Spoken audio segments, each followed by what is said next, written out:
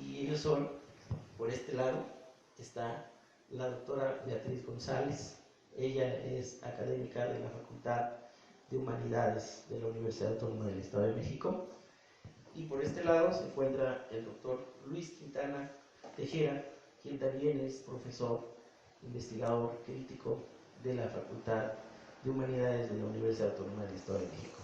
Ellos nos van a acompañar en esta actividad, pues platicando un poco con ustedes, reflexionando un poco de lo que es este material que tuve, no sé si por ocio o por qué, pero tuve a bien escribir. Entonces, y finalmente, pues quizá conteste o platique con ustedes sobre el material que pueda ser más interesante que yo o les lea algún fragmento del libro. Bueno, pues le dejo el micrófono a Beatriz, a la doctora Beatriz González, para que ella nos diga algo. Gracias, buenas tardes. Créanme que no soy fácil de convencer cuando leo un libro. A veces me reservo el derecho de lectora de decir no lo termino o me desagrada. Sin embargo, el texto que esta tarde se presenta, cuando lo empecé a leer, me agradó muchísimo. Está dividido en 3 partes, pero la primera parte en especial me atrapó como lectora. Porque para que un libro me atrape, me tiene que hacer pensar, me tiene que hacer sentir, pero sobre todo me tiene que hacer reír. Entonces, este libro logra esos 3 cometidos que pocos autores logran. Y Arturo es un escritor que precisamente hace eso en este texto que se llama Ceñir la palabra. Logra hacer reír, logra hacer reflexionar muchísimo y te logra hacer sentir ganas de expresarte sobre su libro. Entonces, estas partes, quisiera primero hablar un poquito sobre Arturo y su labor. No solamente es la labor como escritor. Cuando ustedes revisan el libro se dan cuenta que es el editor. Entonces va cumpliendo diferentes juegos. Funge como autor, como editor. Sus narradores cobran parte de su personalidad y sus personajes también. Entonces, él está cubriendo muchos juegos dentro de este texto y eso es interesantísimo. Además, dice Alberto Paredes que en un texto todo habla. Y en este texto, como él tiene la oportunidad de ser el editor, pues obviamente que escoge la letra, escoge la imagen, ¿no? Y la estructura, la forma que le va dando al texto, no solamente es la parte del autor, sino todo el diseño del libro. Entonces, efectivamente, todo habla. Y todo habla, como la imagen que aparece,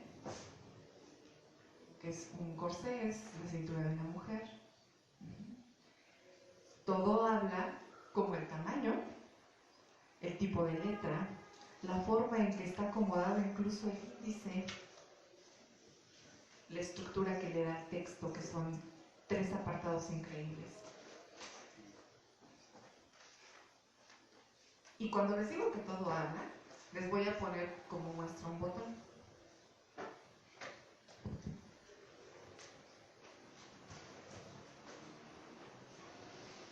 En la página 34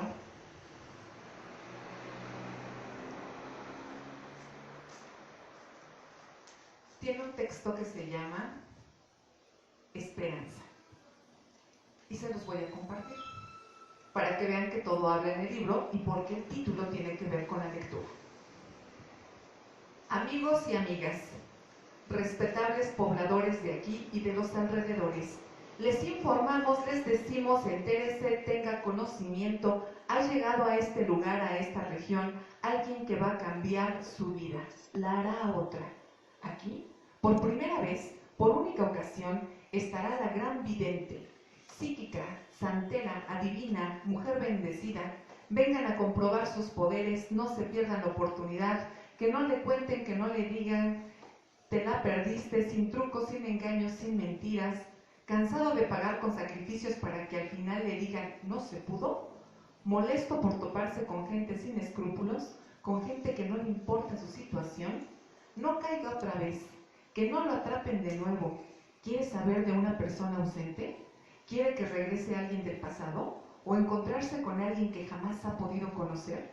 ¿Le gustaría saber los pensamientos del ser querido?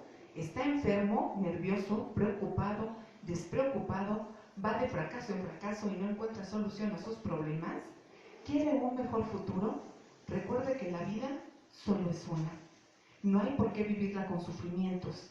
La solución, la salida, está delante de usted. Ella es la solución. Ella es la persona que usted estaba buscando. Ella sí tiene poderes naturales sin igual y hace trabajos como se debe. Ella se ayuda de los espíritus y tiene conocimientos de santería. Ella sabe cómo aliviar lo que le angustia.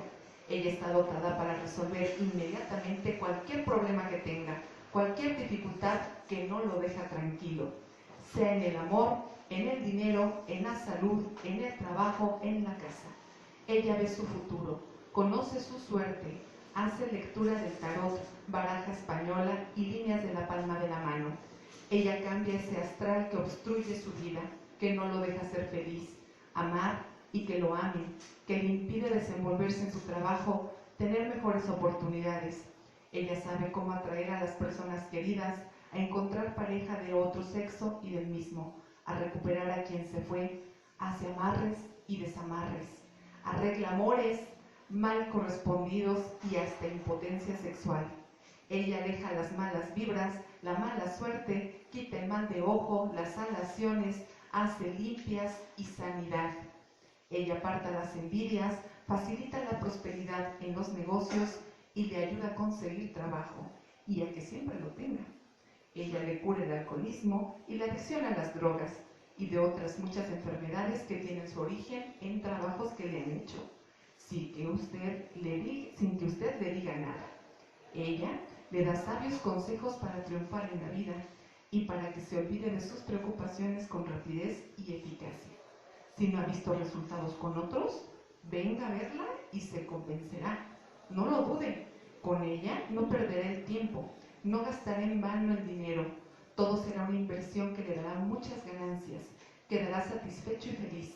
Se lo aseguramos, 100% confiable, absoluta discreción, cero charlatanería. Además, ¿quiere usted hacer algún ritual por su cuenta? Ella lo asesorará. Tiene todo lo necesario: oraciones, perfumes, esencias, estoraques, aguas espirituales, lociones, inciensos, coronas de ajo, cuarzos, aceites, polvos, jabones, sal negra, sal de 7 cantinas, sal tapabocas, levitas en forma de hombre o mujer, velas y veladoras de todos los colores, entre otros objetos.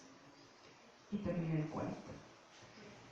Cuando ustedes ven esta narración, obviamente que todo habla. El título se llama Esperanza y corresponde a la tercera parte de su texto. Yo les decía que me había atrapado la primera parte muchísimo, porque la primera parte se llama Sueños. Y es difícil crear lo que él hizo, que es hacer con un sueño un personaje.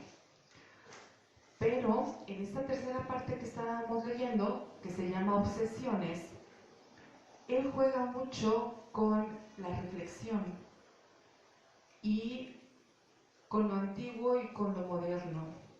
Hay cánones estéticos, por ejemplo, que van cambiando a lo largo del tiempo. Sin embargo, por ejemplo, el canon de la belleza sigue existiendo desde épocas inmemoriales, aunque antes les gustaran más gorditas, ahora más flaquitas y demás, pero hay cánones de belleza que se van siguiendo. Con esta lectura, nosotros observamos cómo nos afianzamos a esperanzas en productos milagro, como los que aparecen en la televisión, de un día para otro no va a tener ni arrugas, ni llantitas, ni nada, y se compran cosas carísimas y que no sabemos si van a funcionar o no, pero lo que está funcionando es una esperanza, como la que se anuncia en el texto. Por eso es que todas las palabras hablan en un texto. Y vamos a la primera parte. La primera parte se llama Sueños. Y les decía que a mí me había encantado porque precisamente me gusta muchísimo un autor que se llama Julio Cortázar, que tal vez ustedes lo conozcan. Y él tiene un personaje, y más que un personaje es la esencia de muchas cosas, que se llama un cronopio. Y cuando ustedes leen Sueños, se sienten como frente a un cronopio. No hay una definición tal de que es un cronopio. Un cronopio, dice él en alguno de sus textos, que es una cosa verde y húmeda. Pero en realidad, ser un cronopio es atreverse a vivir, atreverse a soñar, poder oler, sentir, emocionarse. Y es lo que hace con Sueños. Los sueños no solamente corresponden al título, los sueños van cobrando diferentes significados. Hay sueños, hay sueños vigilia, hay sueños que no te dejan en la vida, hay insomnio y como anhelas el sueño. Pero estos pequeños personajes son entrometidos, audaces, huérfanos, soñadores. Les doy un ejemplo.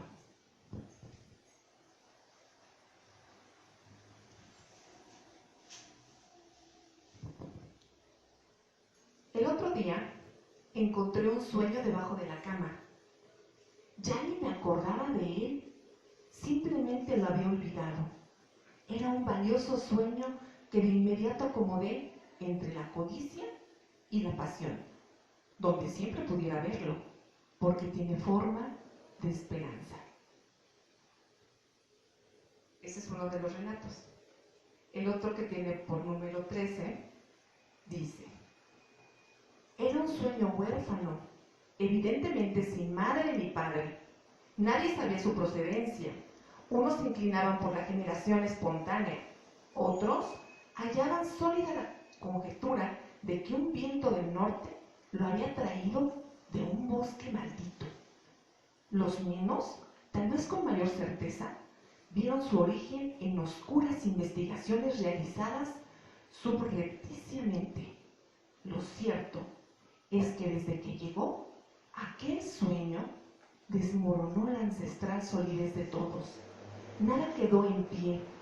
El sueño huérfano fue demoledor, como toda nueva, original y perspicaz ocurrencia.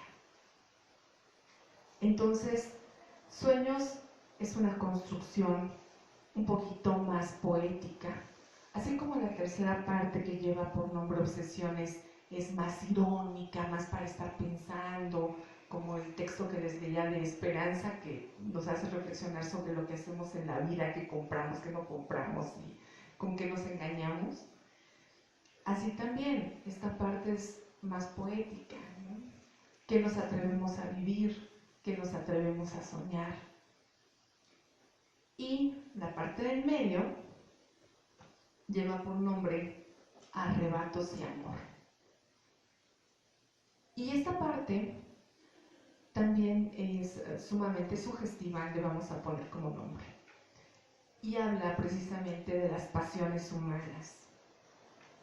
Los seres humanos, a diferencia de la primera parte los personajes principales son los sueños. En la segunda parte, o en esta parte intermedia, los personajes principales son los seres humanos. Mientras que en la otra podemos vernos metafóricamente planteados, en la del centro, no, aquí no te escapas. Es la mujer infiel, es el hombre que la asesina. Entonces cambia totalmente la forma de llegar al lector y de expresarse por parte del autor. En esta parte intermedia están las pasiones humanas. Los humanos sufren, odian, son celosos, disfrutan enormemente el placer sexual, la sensualidad, son perversos, egoístas, perfectos, previsores. Esta parte está construida a la manera de los cuentos y cuando los leía pensaba en Poe, porque Edgar Allan Poe cuando escribe hace que cuando llegues al final del cuento tengas una sorpresa. Y la sorpresa no es fortuita. Como lector te llevó a lo largo del texto pensando que pueden ser mil y un cosas y al final, sorpresa. Arturo logra lo mismo en esta parte central. El cuento es sorpresivo. Los cuentitos son sorpresivos. Tiene algunos que son incluso sombríos a la manera de Poe. Los temas son diversos, pero los preferidos en esta parte son las venganzas humanas. Y los humanos, para vengarnos, créanme que somos especialistas. No somos como los animales. Los seres humanos somos previsores. Buscamos cómo y de qué forma para que el otro se arrepienta y vea que se equivocó. Le demostramos a través de la venganza que se equivocó. Y es parte de lo que viene en estos textos. Les leo uno.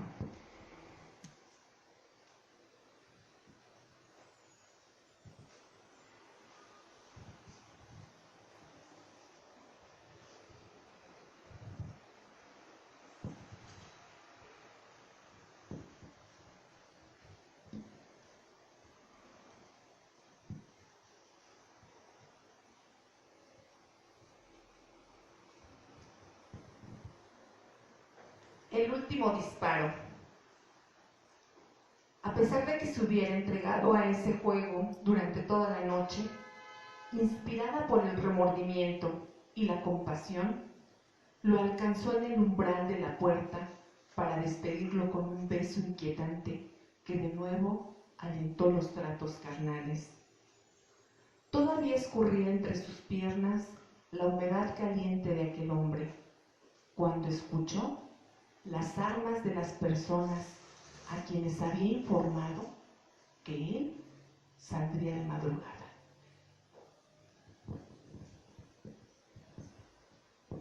¿Qué puedo decir más, Arturo, sobre tu libro? Me ha encantado. Y hay textos que obviamente no puedo dárselos a mis alumnos de secundaria, pero hay otros que me encantaría dárselos. Y que los que no sean para los de secundaria disfrutarán mis alumnos de licenciatura. Muchas gracias por compartirnos tu visión del mundo, tus alegrías, tus emociones. Cuando empezaste la presentación decías que a lo mejor la ociosidad te hace escribir. Yo creo que lo que te hace escribir es la necesidad de expresarnos esto precisamente, ¿no?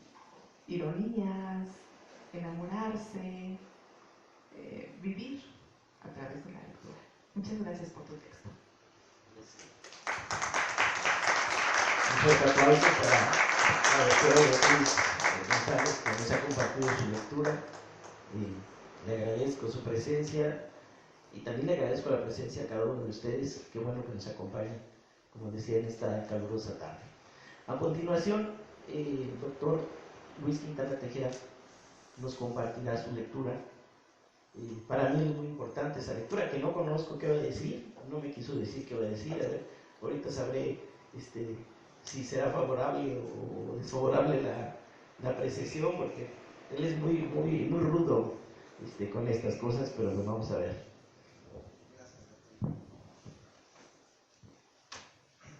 No es para tanto, es solamente se trata de opinar sobre un libro que comparto plenamente con Betty lo que ha dicho, ceñir la palabra, llamo yo a mi texto, y perfeccionar la forma.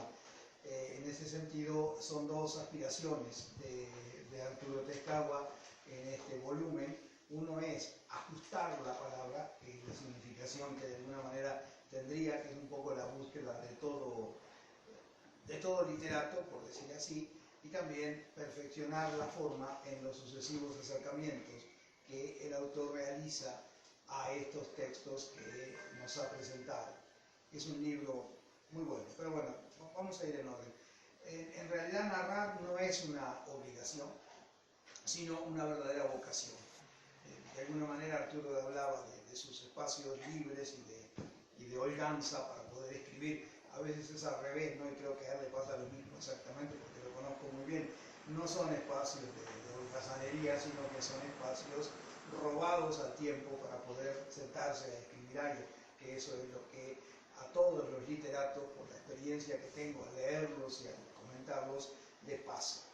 Hay quienes consiguen escribir sin mayor esfuerzo y otros que no lo logran nunca, eso que quede claro, ¿no? Es decir, hay gente que se pone a escribir, hay gente que ha soñado con escribir. Yo oía decir a una compañera alguna vez, yo quisiera escribir algo, aunque fuera, y yo pensaba, porque era una mujer que cocinaba muy bien, escribe una receta de cocina, de lo que hacen, ¿no? Pero ella no podía escribir literatura, era lo que le pasaba.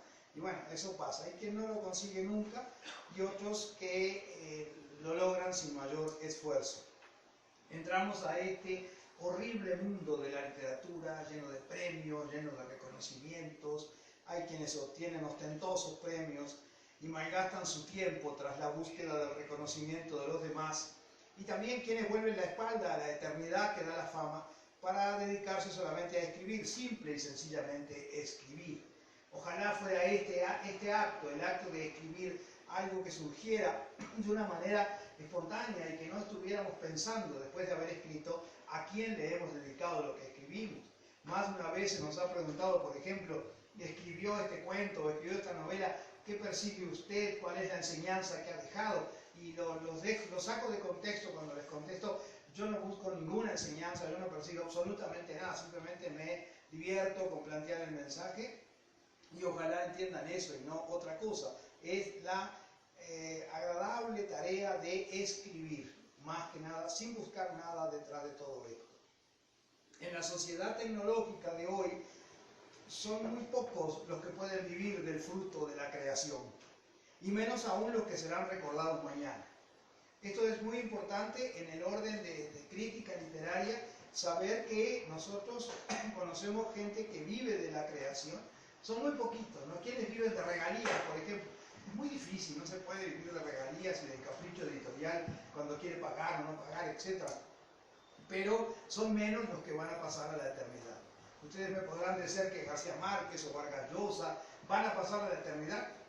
Yo no lo sé. Si analizamos los escritos, las obras que leemos hoy y las que se leían a principios del siglo XX, podemos observar que no son necesariamente aquellos autores que están elevados a la categoría de tales. Quizás sí, Vargas Llosa pase, García Márquez también, quizás sí, pero yo tengo mis dudas acerca de lo que opinarán los lectores dentro de 100 años. Imagínense ustedes cuánto tiempo estamos hablando.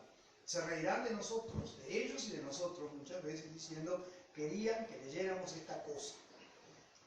De alguna manera, decíamos, hay nombres que destacan y que ocupan los principales anaqueles de las librerías de moda, ustedes lo saben, de librerías de supuesto prestigio, pero se les tendrá en cuenta en un futuro ingrato, o debería decir cruelmente justo, en el que más temprano que tarde irán a caer, no lo sabemos.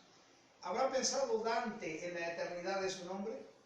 Cervantes pudo llegar a creer que su tímido caballero de la Mancha sería motivo de tantas discusiones y ocuparía un lugar entre las insólitas creaciones de una época. No dudo, no tengo la menor duda de que lo llegaran a contemplar, porque una de las primeras tentaciones del hombre que se dedica a las letras, en el orden en que sea, tiene asiento en su propia arrogancia.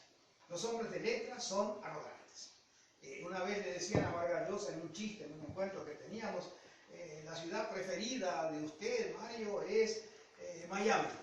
Y Mario se reía. ¿Por qué? Porque es mí a mí. Es exclusivamente eso. Es mí, para mí, para mí. Esa arrogancia forma parte del hombre que se dedica a eso, ¿no? Entonces, creo que sí, que lo deben haber contemplado en algún momento, porque miran al mundo con indisimulado desdén. Ellos dicen, y eso lo van a probar ustedes cuando se les interroga sobre lo que han escrito, lo que escribiste está bien, como le decimos a Arturo, y ellos contestarán, no, no es nada. Son apenas tímidos intentos por explicar el universo en el que estoy viviendo. Vean qué elegante queda eso, qué bonito, ¿no? Entonces, así son esos. Pero ellos en el fondo están pensando otra cosa. Interiormente piensan en su grandeza y se valoran mucho más que cualquiera de sus contemporáneos, diciendo, pero este imbécil que me está preguntando a mí lo que yo voy a hacer, si yo sé muy bien que estoy haciéndolo excelente, ¿no? Y bueno, sería discutible. En la condición humana anidan estas debilidades. Solo falta saber interpretarlos. Nosotros vivimos inmersos en los literatos, yo me dedico a la crítica literaria y soy profesor de literatura también. Vivimos inmersos en la problemática de la teoría literaria.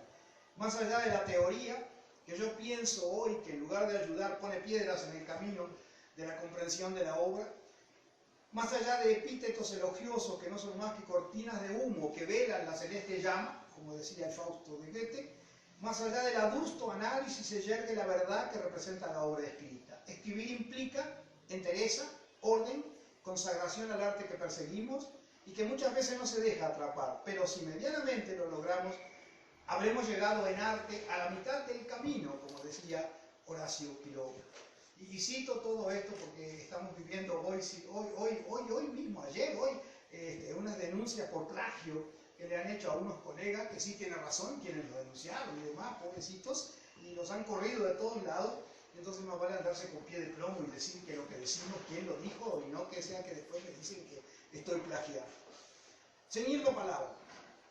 Arturo Tescagua se ha propuesto una tarea ciclópea, dominar a la palabra. Eso ya lo decía Becker, ¿no? Tratar de dominar a la palabra puede ser absolutamente imposible, solo trataremos de pactar con ella para que nos deje decir algo de lo que queremos decir y nada más.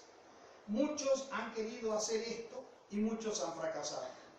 Al leer los relatos de este volumen, nos encontramos con anécdotas, descripciones, representaciones, enumeraciones, intrigas, fábulas, todo ello manejado con un espíritu lúdico genial, en donde hay más entusiasmo que técnica en algunos casos, pero que de igual manera ese entusiasmo constituye una muestra de la capacidad creadora de Tescagua. Y lo digo porque yo no creo en la técnica, que quede claro, no creo en la técnica, sí creo en el entusiasmo y en la vocación de crear. Y en Arturo noto primero ese entusiasmo, esa necesidad de decir las cosas por su nombre, y si se ajusta o no a una técnica, esa es otra buena. Si algún profesor de literatura le lee esto, que se lo diga a él, yo no se lo voy a decir. Si tuviéramos que definir el subgénero de estos relatos, es decir, el subgénero en el que están, diríamos que se trata de mini cuentos que en el marco de la minificción se realizan. Pero repito, dejemos esa tarea de definir el libro de Arturo desde el punto de vista técnico a los profesores de literatura. Todo autor parece realizarse en el campo de aquello que la crítica ha llamado alter deus. Esta expresión alter deus significa el otro Dios. Es decir, el autor es otro Dios que al crear una obra literaria crea su propio mundo, crea sus personajes y los maneja a su antojo. Entonces, esta función del autor como alter deus, como otro Dios, es muy importante. Cada uno de los hombres, cada uno de nosotros, los aquí presentes, en la profesión en que nos desempeñamos, somos de alguna manera pequeños dioses que dominan o creen dominar a su antojo el contexto en el que viven y actúan. Socialmente son amados o temidos. Los hombres que toman decisiones, los hombres que toman decisiones en una escuela, en una presidencia de la República, en donde sea, son amados o temidos, pero tarde o temprano terminan cayendo del Olimpo en que habitan. El narrador de Arturo Tescagua tiene sus propios personajes a quienes ha creado y a quienes los hace actuar en la forma en que este dominador de espacios lo cree conveniente. Podemos o no estar de acuerdo con estas atribuciones dadas a los protagonistas, que son sus hijos, pero lo inevitable es que todo lector debe acercarse a la ficción autoral y hacer con ella lo que mejor le venga en gana, lo que les quede bien, lo que les guste, lo que quieran. No es necesario leer la obra literaria con una necesidad de catalogación, de descripción, de defenestración o de aplausos. No importa, a Arturo Tescagua no le importa ni que lo aplauden ni que lo ataquen. Lo que le importa es que ha escrito y que está mostrando su obra. Yo siempre lo digo, para que en el futuro digan Tescagua dijo tal cosa, tiene que estar escrito. Si no, sería puro chisme, ¿no? Me lo contó un día en un café, bueno, sí, perfecto, pero ¿dónde lo escribió? En ningún lado, entonces no sirve. Hay que escribir las cosas porque si no, y al escribir somos dueños de lo que estamos haciendo y estamos responsables de eso, porque si no nos acusan de plagio, como decíamos hace un momento. Comprenderemos entonces a uno de los personajes de Tezcahua que me hizo reír mucho, que es la princesa del table dance, o pretenderemos cobijarnos en el moderno cobertor inteligente, que es otro cuento de Arturo. Pero todo ello no ha de constituir más que un ejercicio de libertad interpretativa en el que el lector perspicaz se dará permiso para participar. Es decir, nosotros estamos en libertad de interpretar la obra de arte. Y lean lo que lean, ustedes son dueños de llevar a cabo una interpretación. Probablemente se equivoquen en lo que el autor está esperando que ustedes digan, pero ustedes no tienen que decir lo que el autor quiere que diga, ustedes tienen que decir lo que creen que debe decirse en relación con un aspecto planteado allí. Leamos nosotros también, estoy comentando con ustedes, los dos ejemplos mencionados, la princesa del table dance y el cobertor inteligente, para observar en ellos el mayor o menor predominio de los factores conceptuales que nos muestra a un Arturo Tezcahua compenetrado en el acto de narrar. El primero de esos cuentos se llama La princesa del table dance. Es muy cómico porque van a ver quién es la princesa del table dance, ¿no? El argumento de este cuento es muy sencillo, pero debemos guiar a nuestro lector, a ustedes, en los aspectos fundamentales que despuntan en el texto. Estos aspectos son, primero, una mujer a quien el narrador llama princesa, pero que trabaja en el ejercicio sui generis del table dance.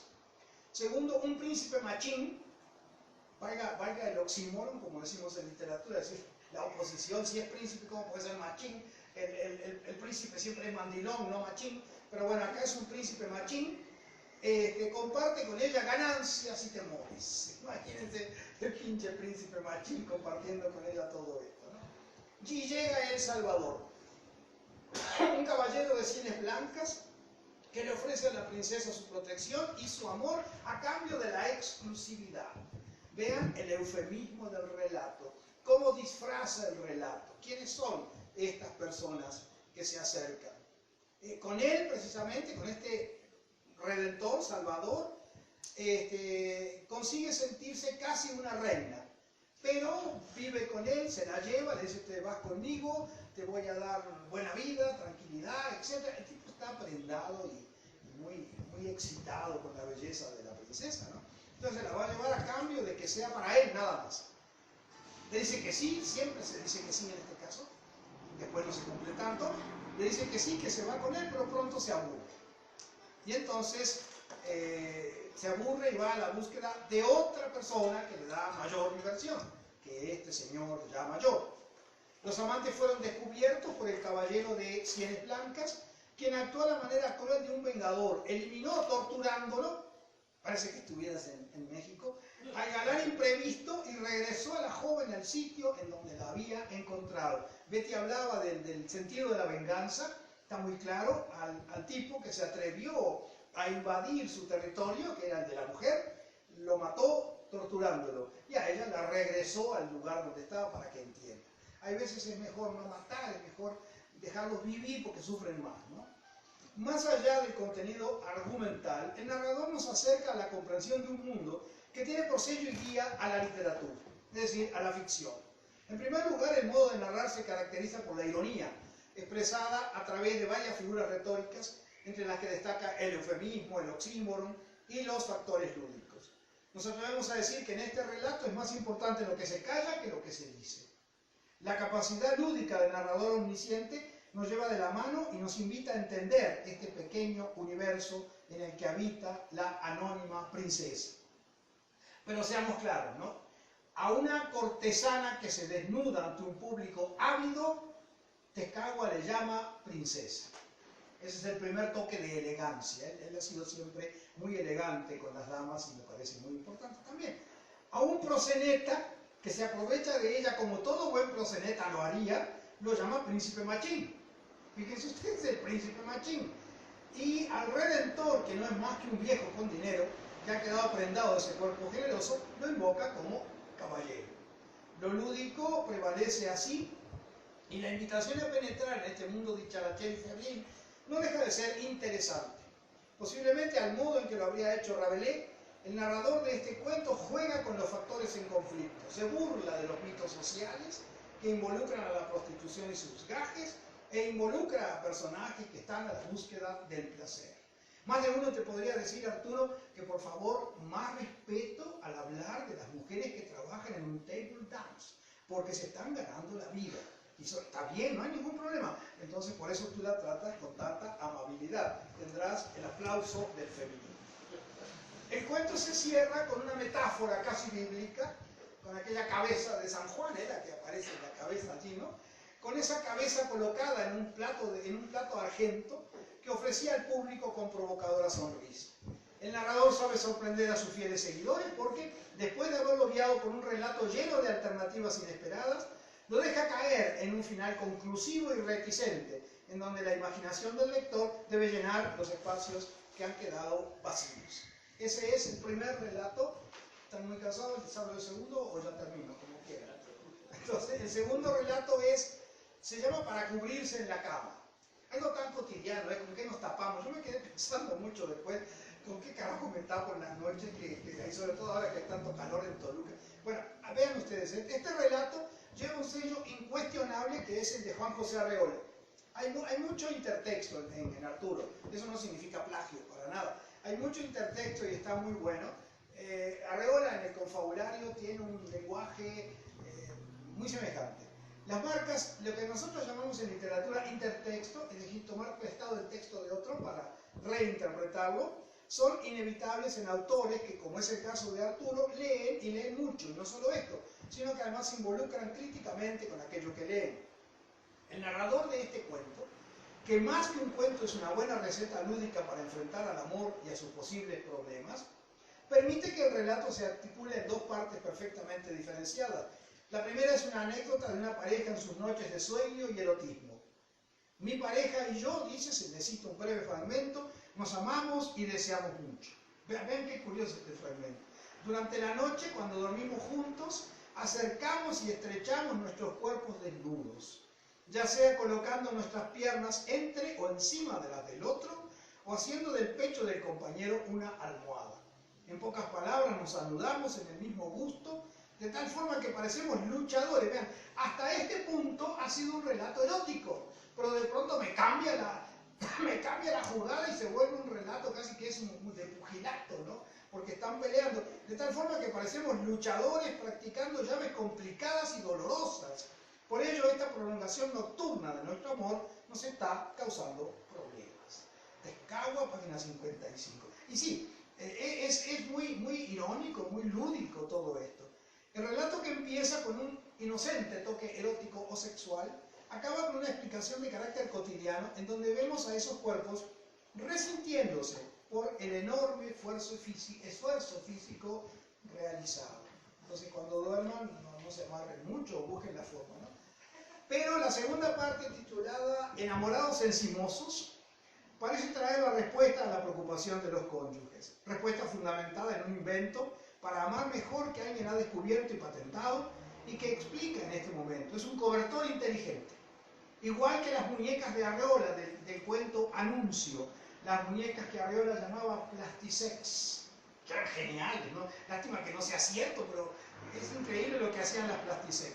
¿Qué hace esta frazada y para qué sirve? Todo lo que ustedes se puedan imaginar. Con conciencia buena o mala, todo lo que quieran. Es eléctrica. Y si por las dudas que la compañía de luz no dé la luz necesaria, tiene baterías recargables. Qué mejor, que duran largas horas, ¿no? Se podrá tener contacto físico toda la noche sin agobiar sus músculos. Eso es otra aportación genial. Posee un sistema de regulación climática, es decir, sirve para el verano, pero para el invierno. Tú te la pones y ya duermes tranquilamente. Y quién sabe cuántas cosas más que solo tienen cabida en el dominio insólito de la literatura y en la mente alocada de Arturo cuando está contando todo esto. Únicamente leyendo este relato con atención se podrá entender esa capacidad de desarrollo lúdico que el narrador de ceñir la palabra alcanza. Yo citaba a Arreola, ¿por qué? Porque ha sido un motivo de preocupación mío el confabulario de Juan José Arreola, y porque allí él habla de estas plastisex, que son muñecas que se venden y que sustituyen a la mujer. de una misoginia brutal, ¿no? Pero no lo dije yo, no me digan nada a mí, fue Arreola, vayan a hablar con él, como mueran, no hay otra cosa. Bueno, conclusiones. Estas reflexiones finales a las que llego en este momento, las restringo a 4 parámetros que entiendo sustanciales. Primero, saber narrar es un acto de entrega, y en su desarrollo se descubren muchos factores que atrapan al lector, como Tescagua lo sabe hacer. Segundo, el narrador nos da una enseñanza lúdica en donde el espíritu juguetón de quien narra los hechos prevalece. Los niños siempre juegan, y el adulto bien puede aprender de ellos esta técnica de desarrollo personal, tan importante para la vida misma y para la convivencia entre los seres humanos. Quien sabe reír también sabe distraer el ocio y también sabe inclusive distraer el aburrimiento de los demás. Las alusiones más o menos ocultas a los intertextos indicados en el análisis, yo mencioné a Rabelais y a Arreola, resultan básicas en este autor. Son representativas de una mente culta que sabe contar como ya lo han hecho muchos antes que él. El manejo del lenguaje figurado y sugerido aparece como esencial en la poética, en ciernes, por supuesto, de Arturo Tescagua. Eso es todo. Muchas gracias.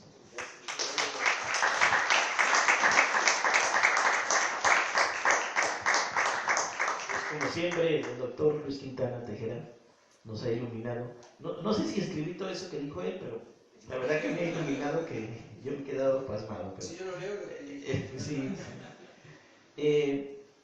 Pues, ¿qué les puedo decir yo sobre el texto? Como les dije, quizá sea esa la razón, a lo mejor tiene razón el doctor cuando dice que cuando escribimos nos hacemos un espacio, decimos que a lo mejor vamos al ocio, pero quién sabe, decimos ocio porque tenemos cosas que nos van a pagar o que nos dan de comer y que tenemos que cubrir, hacer determinado tiempo, determinada fecha. Y de pronto a ese tiempo sí, efectivamente le quitamos algo y decimos, hoy no quiero leer, hoy no quiero estudiar, hoy quiero escribir. Y nos ponemos a escribir y encontramos 1000 motivos y 1000 cosas que quisiéramos decir.